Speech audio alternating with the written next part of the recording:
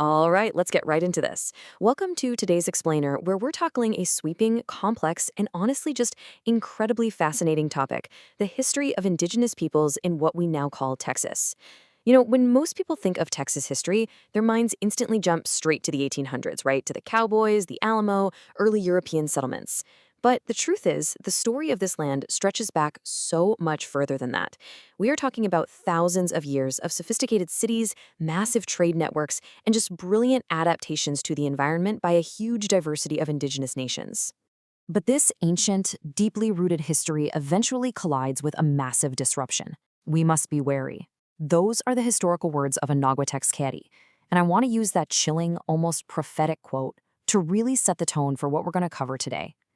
Because when European colonizers arrived on the shores of the Texas Gulf Coast in the 16th century, it triggered a devastating chain of events. Control over resources was seized, and long-standing civilizations were displaced, devastated, or completely destroyed. But as you'll see, the story definitely doesn't end there.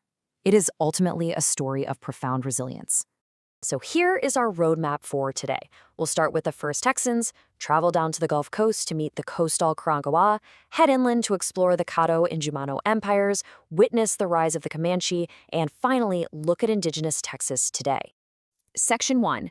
The First Texans.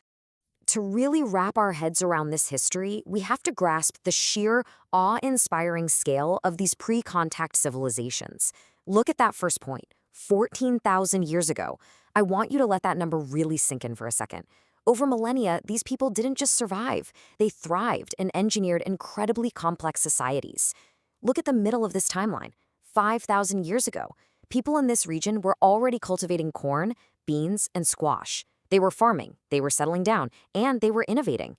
So by the time European colonizers arrived in the 1500s, this land had already hosted thousands of years of rich human history, politics, and culture. Moving right along to Section 2, the coastal Karankawa. Down on the Gulf Coast, the Karankawa were absolute masters of their specific environment. They were semi-nomadic, utilizing literally everything the coast had to offer. And okay, this is wild, but it shows just how resourceful they were. To fend off those brutal, swarming coastal mosquitoes, the Karankawa would actually cover their bodies in shark and alligator grease. Talk about a brilliant hyperlocal life hack, right? It just shows how intimately they understood an ecosystem that can honestly be exceptionally harsh. And this comparison perfectly highlights the sheer diversity of indigenous life in Texas. There was absolutely no single way to live.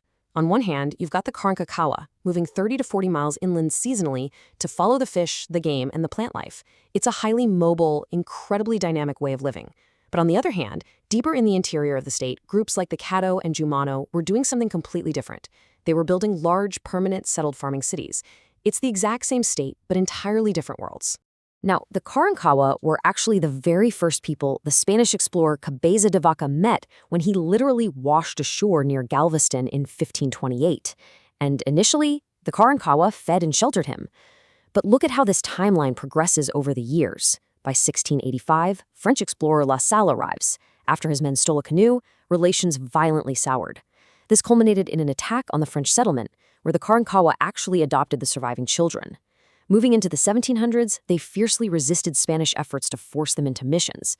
But tragically, by the 1800s, the combined pressures of Comanche attacks, new diseases, and expanding European-American settlements pushed them to the absolute brink. Finally, in 1858, the few remaining members were attacked and wiped out by forces led by Juan Nepomuceno Cortina. Section 3. Caddo and Jumano Empires. Let's move away from the coast now and head deep into the interior of Texas, where we find the Caddo. Arriving in East Texas over 1,200 years ago, the Caddo built immense village complexes, some of them centered around these massive earthen mounds used for religious ceremonies. But the absolutely crucial thing to understand about the Caddo is how they structured their power. They lived in a matriarchal society. This means descent, inheritance, and crucial leadership positions were all traced directly through the female line. It was a highly organized, complex political system built on alliances between different bands, and it was all rooted in this matriarchal structure. And because of where they were located, perfectly wedged between the eastern woodlands, the Great Plains, and the Southwest, they became absolute economic powerhouses. The Caddo maintained a vast, continent-spanning trading network. As you can see here, they were exporting highly sought-after local resources: salt, beautiful pottery that was often intricately etched with fingernails, and tough bawed dark wood, which was highly prized for making bows. In return, they were importing seashells from the coasts, copper from distant northern regions, and flint. They were, in every sense, the mercantile hub of early America. Meanwhile, way out in West Texas, the Jumano were acting as the ultimate middlemen. Living along rivers and natural springs, they farmed corn and traded hides, local pottery, and piñon nuts. They were so well connected across the region that they frequently acted as guides for early Spanish explorers and served as liaisons between different tribes. However, as the Apache began moving into their territory in the early 1700s, the Jumano simply couldn't hold them off. They eventually merged with the Apache, and their distinct tribal identity faded within a century. But as trade expanded across the continent, particularly with the arrival of French and Spanish merchants, it brought something far, far more dangerous than military conflict: new diseases. Between the years 1646 and 1816, the Caddo population suffered a staggering, catastrophic drop: 95%. I want you to really process that number. 95% of their population was wiped out. It is a sobering, tragic reality that completely reshaped the balance of power and the future of the entire continent. Section 4. Rise of the Comanche. Now, this massive shift in power brings us to a completely different type of dominance. In the late 1600s, multiple independent bands of Comanches began migrating south from present-day Colorado and Kansas. And they'd acquired horses. This changed absolutely everything. It was a complete game changer. They pushed out other tribes like the Apache and built an empire known as the Comanchuria. This was a vast territory controlled entirely from horseback.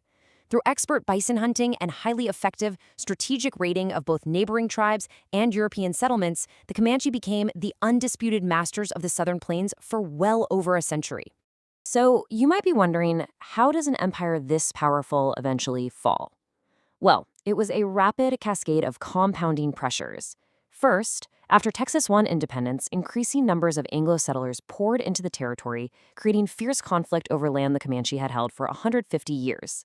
Second, these new settlers began the systematic, devastating slaughter of the bison herds, which was the absolute foundation of the Comanche economy and diet. Third, just like the Caddo before them, the Comanche were severely weakened by new diseases and worn down by decades of relentless war. Finally, simply unable to fight off starvation and the U.S. military any longer, the legendary Chief Quanah Parker surrendered in 1875, leading his people to a reservation. And finally, Section 5, Indigenous Texas Today. You know, a lot of history books tend to just close the chapter on Native Americans in the 1800s, but that is a huge mistake, because this story definitely does not end there. American Indians from diverse tribal nations continue to live, work, and thrive in Texas today, actively keeping their ancestors' languages and traditions alive. Currently, there are 3 federally recognized tribes with reservations right in Texas: the Alabama Cushita, the Tiwa, and the Kickapoo. Plus, the Lipan Apache tribe is officially state-recognized and headquartered down in McAllen. And while the United States government forcefully removed many groups, tribes like the Caddo, Comanche, and Tonkawa, whose histories are forever tied to Texas soil, maintain their headquarters in neighboring Oklahoma today. We've covered an incredible amount of ground today, haven't we?